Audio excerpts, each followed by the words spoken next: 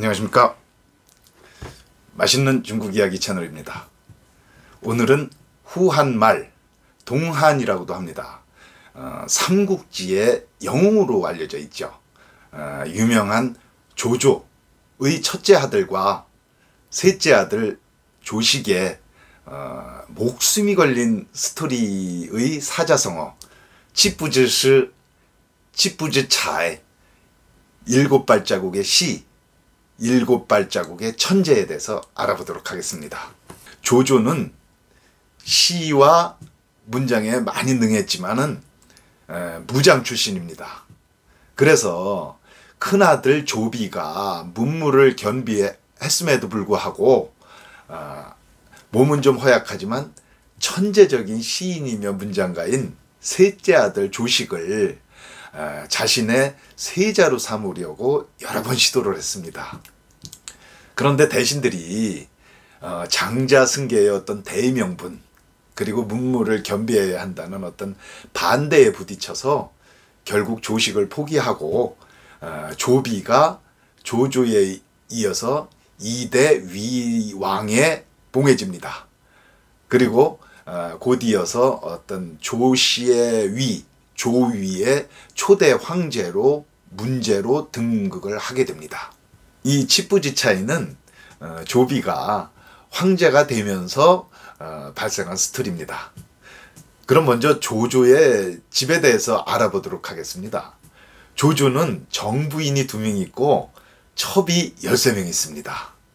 근데 첩 중에 반은 전쟁을 해서 이긴 어떤 적장의 부인들을 첩으로 삼았던 것 같습니다. 어쨌든 15명의 이제 정실 부인하고 첩이 있었는데요. 자식은 한 34명 정도 뒀다고 합니다. 조조의 원래 정실 부인은 정씨 부인입니다. 근데 정씨 부인은 불행하게도 자식을 낳지 못했습니다. 그래서 자신의 시녀 유씨를 조조의 첩으로 드립니다. 그래서 이제 아기를 낳아서 자기의 양자로 삼으려고 한 거죠. 그래서 원하는 대로 유씨 부인은 조조와의 사이에 첫째 아들 조앙을 낳고 둘째 아들 조삭을 낳습니다. 물론 공주도 하나 있었습니다. 근데 이 유씨 부인은 명이 길지 못해서 일찍 죽었던 것 같아요. 그런데 어쨌든 이 2 아들을 양자로 삼아서 이 정실 부인 정씨는 아주 조왕을 그렇게 귀여워했던 모양이에요. 그리고 재주도 아주 특출해서 조조도 굉장히 총애했답니다. 그래서 조조가 전장에 나갈 때는 조왕을 데리고 다니고 그랬답니다. 그런데 사건이 발생했습니다.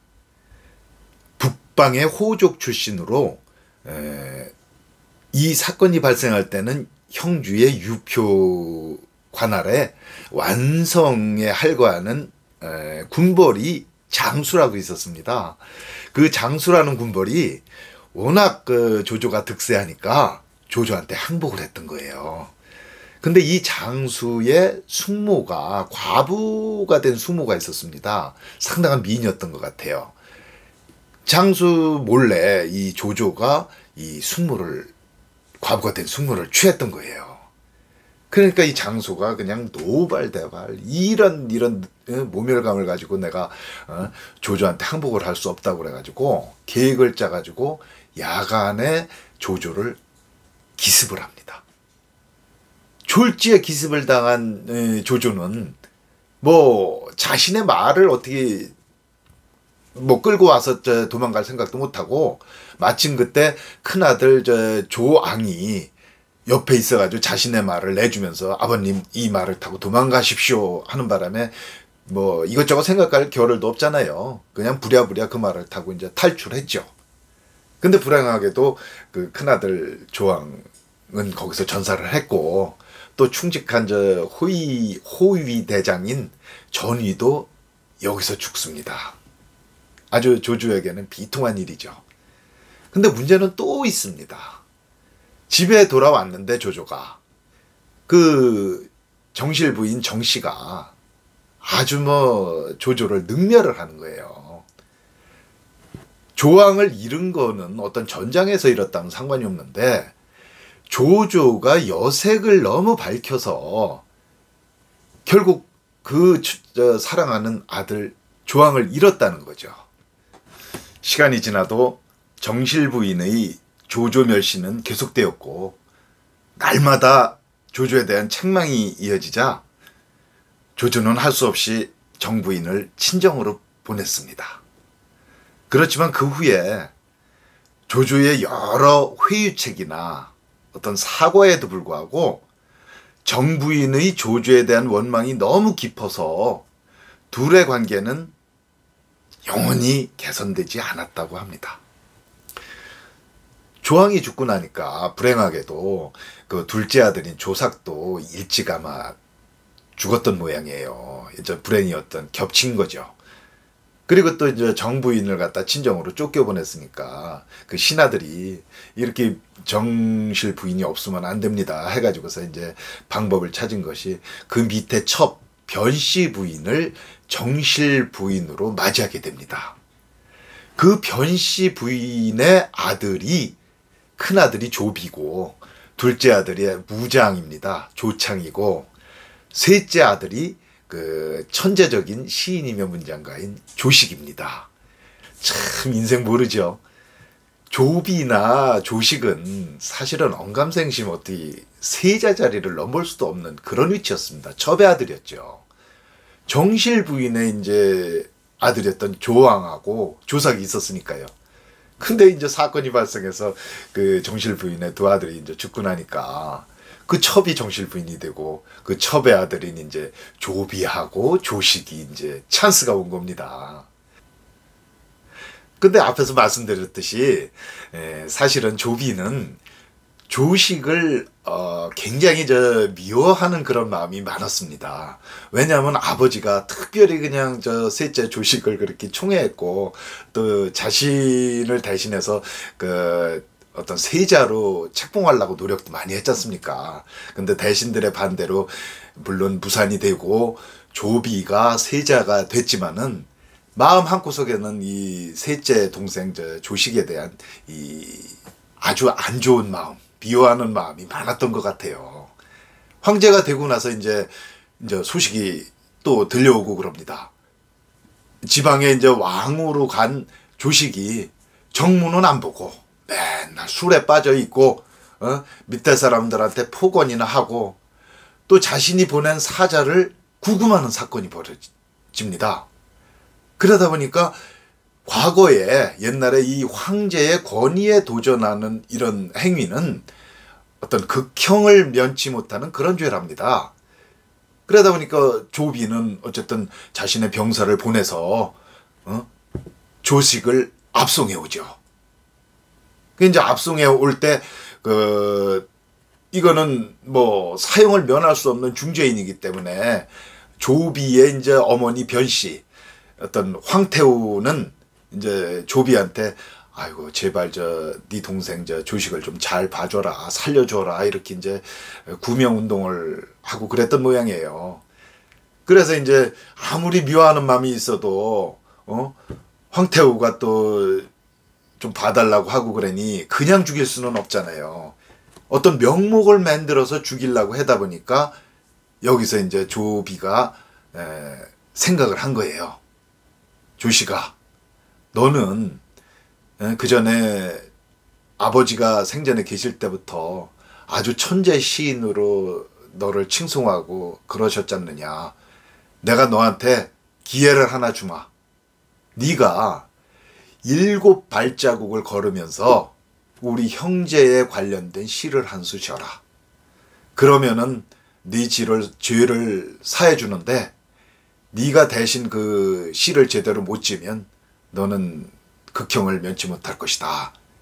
이렇게 이제 그 조식한테 과제를 준 거예요. 그 조식은 어떻게 합니까? 할 수 없이 이제 잠깐 생각한 다음에 7발짝을 대면서 이제 시를 짓는 거예요. 그때 조식이 지은 시가 이렇습니다.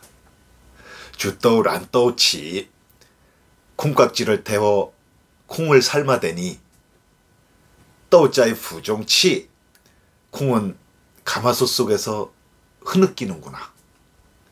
번스 통건성 본래 한 뿌리에서 같이 태어났거늘 시양지엔 허타이지 어찌 이리도 조급하게 복가되느니요. 조식은 정확히 7발자국 안에 시를 완성했습니다. 이 시를 조비가 들으면서 야, 동생한테 내가 너무 독하게 한 거 아닌가 해서 부끄러운 마음도 들었다고 합니다. 그래서 조식의 죽을 죄를 사면해 주었다는 이야기가 치부즈 차입니다. 7발짝을 걷는 천재, 7발짝을 걷는 시, 그것이 어떤 목숨이 걸린 조비와 조식의 사자성어입니다.